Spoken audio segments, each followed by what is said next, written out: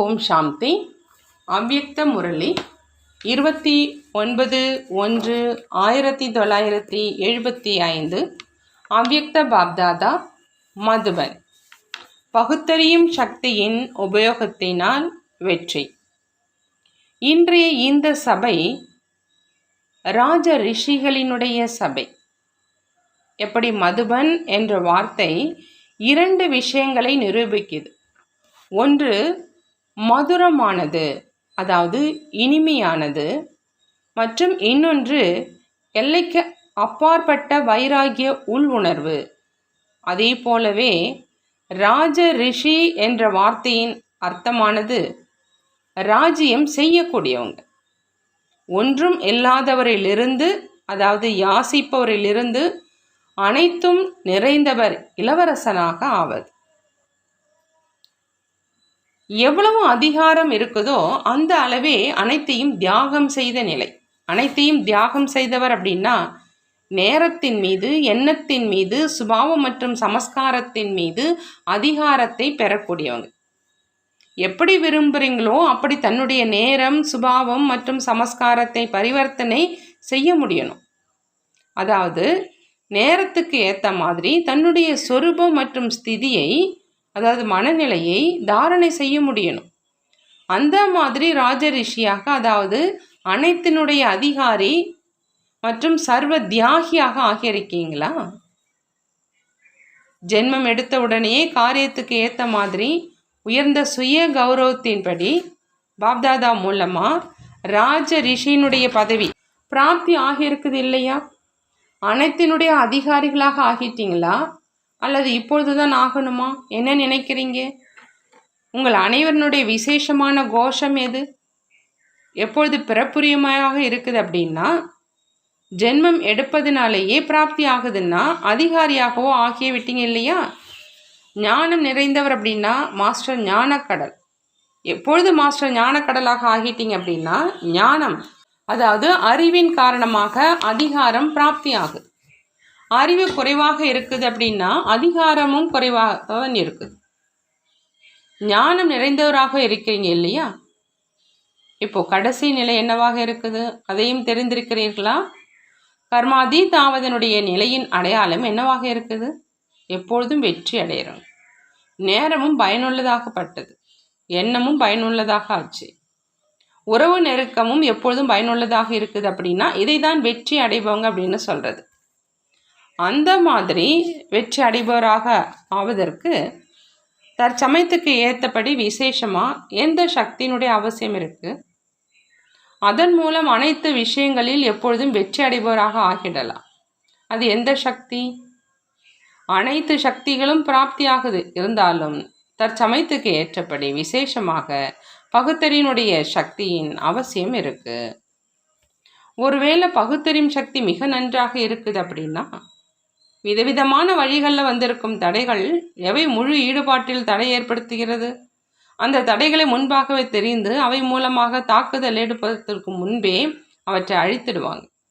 இதன் காரணமாக நேரம் வீணாக செல்வதற்கு பதிலாக சக்திசாலியில் சேமிப்பாக ஆயிடுது. அதே போலவே சேவையில் ஒவ்வொரு ஆத்மாவின் முக்கியமான விருப்பம் மற்றும் அதனுடைய முக்கியமான சமஸ்காரத்தை தெரிந்திருக்கும் காரணத்தினால அதனுடைய பிரகாரம் அந்த ஆத்மாவுக்கு அதையே பிராப்தி செய்விக்கும் காரணத்தினால சேவையிலும் எப்பொழுதும் வெற்றி அடைபவர்களாக இருக்கிறார்.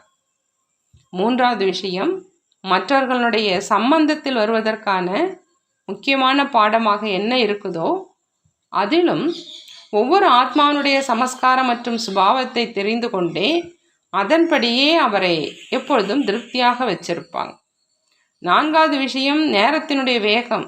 எந்த நேரம் எப்படிப்பட்ட சூழ்நிலை மற்றும் வாயுமண்டலம் இருக்குது, மேலும் என்ன இருக்கணும் அப்படிங்கிற இதை பகுத்தறியும் காரணத்தினால நேரத்துக்கு ஏற்றபடியே தன்னையும் மற்றும் மற்ற ஆத்மாக்களையும் அதிவேகத்தில் கொண்டு வர முடியும். மேலும் எப்படி நேரமோ அப்படி சொரூபத்தை தாரணை செய்வதற்காக ஊக்கம் மற்றும் உற்சாகத்தை நிரப்ப முடியும். மேலும் நேரத்துக்கு தகுந்த மாதிரி ஞானம் நிறைந்த மற்றும் லாஃபுல், அதாவது நீதி நிறைந்த அல்லது லவ்ஃபுல், அதாவது அன்பு நிறைந்தவராகவும் ஆக முடியும் மற்றும் ஆக்க முடியும். மேலும் இந்த விதமாக எப்பொழுதும் வெற்றியாளராக முடியும். ஏனென்றால் சில நேரம் லாஃபுல்லாகவும் வேண்டும் மற்றும் சில நேரம் லவ்ஃபுல்லாகவும் ஆகி மேலும் மற்றவர்களையும் அந்த மாதிரி ஆக்கணும். சில நேரம் லாஃபுல்லாக ஆகணும் மற்றும் சில நேரம் லவ்ஃபுல்லாகவும் ஆகி மேலும் மற்றவர்களையும் அந்த மாதிரி ஆக்கணும். மேலும் இந்த விதமாக எப்பொழுதும் வெற்றி அடைய முடியும். ஏன்னா சில நேரம் லாஃபுல் ஆகணும் மற்றும் சில நேரம் லவ்ஃபுல் ஆகணும். ஆகையினால இதை பகுத்தறியும் காரணத்தினால எப்பொழுதும் சுலபமாகவே வெற்றி அடைபவராக இருப்பாங்க. அந்த மாதிரி வெற்றி அடைபவரின் எதிரில் இயற்கை மற்றும் சூழ்நிலையும் தாசியாக ஆயிடுது. அதாவது அவர் இயற்கை மற்றும் சூழ்நிலையின் மேல் எப்பொழுதும் வெற்றி அடைபவராக ஆகிறாங்க. அவர் இயற்கை மற்றும் சூழ்நிலையினுடைய வசம் ஆகுபவராக ஆகிறது கிடையாது. அந்த மாதிரி வெற்றியாளரைத்தான் எப்பொழுதும் வெற்றி அடைவங்க அப்படின்னு சொல்லப்படுது. இதற்காக 3 சொரூபங்களினால் தந்தை கூறிய விஷயங்களை நினைவில் வைங்க. 3 சொரூபங்கள் அப்படின்னா நிராகார, ஆகார, சாக்கார சொரூபங்கள். எப்படி 3 சம்பந்தங்களினால் சத்தியமான தந்தை, சத்தியமான ஆசிரியர் மற்றும் சத்தியமான குருவின் அறிவுரைகளை நினைவில் வைக்கிறீங்க, அதே மாதிரி 3 சொரூபங்களினால் 3 முக்கிய விஷயங்களை நினைவில் வைங்க. இந்த 3 சொரூபங்களினால் விசேஷமான 3 வரதானங்கள் யாவை? நிராகார சொரூபத்தின் முக்கிய அறிவுரைக்கான வரதானம் எது? கர்மாதித் ஆகுக. ஆகார சொரூபம் மற்றும் பரிஸ்தா நிலைக்கான வரதானம் டபுள் லைட் ஆகுக. டபுள் லைட் அப்படின்னா அனைத்து கர்ம பந்தனத்தில் இருந்தும் லேசாக இருப்பது மற்றும் லைட் என்றால் எப்பொழுதும் பிரகாச சொரூபத்தில் நிலைத்திருக்கிறோம். அப்படி ஆகார சொரூபத்தின் விசேஷ வரதானம் டபுள் லைட் ஆகுக. இதன் மூலமாகத்தான் இரட்டை கிரீடம் அணைந்தவராகவும் ஆகிறேன். சாக்கார சொரூபத்தினுடைய விசேஷ வரதானம் சாக்கார பாபாவுக்கு சமமாக நிர் அகங்காரி மற்றும் நிர்விகாரி ஆகுக. இந்த 3 வரதானத்தை எப்பொழுதும் நினைவில் வச்சா நிரந்தரமாக சுலபமாகவே வெற்றி அடைபவராக ஆகிடுவீங்க. புரிந்ததா? பாப்தாதாவை விடவும் குழந்தைகள் சக்திவான்கள். ஏனென்றால் அவர்கள் சர்வ சக்திவானை பிரத்யட்சம் செய்வதற்கு பொறுப்பாளராக ஆகியிருக்கிறாங்க. அவங்க அதிகம் சக்தி நிறைந்தவர்கள் இல்லையா? சர்வ சக்திவானை அனைத்து சம்பந்தங்களினால் தன்னுடையவராக ஆக்கிவிடுவது மற்றும் தன்னுடைய அன்பினுடைய கயிற்றில் கட்டி போடுவது என்றால் அதிக சக்தி நிறைந்தவர்களாக ஆகவில்லையா என்ன? மாறாக அதிகாரம் நிறைந்தவரை உலக சேவகனாக ஆக்கிவிடுவது. இதற்கான காரணமானவங்க யாரு? நெருக்கமான மற்றும் சகயோகி குழந்தைகள் தான்.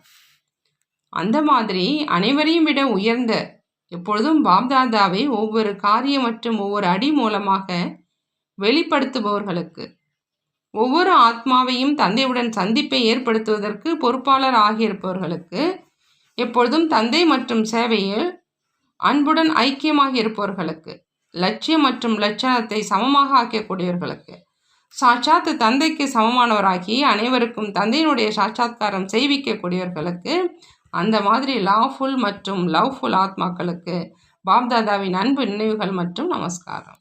நாமும் நம்மளுடைய பாப்தாதாவுக்கு அன்பு நினைவுகள் மற்றும் நமஸ்காரம் செய்வோம். நல்லது. ஓம் சாந்தி. நன்றி பாபா. நன்றி.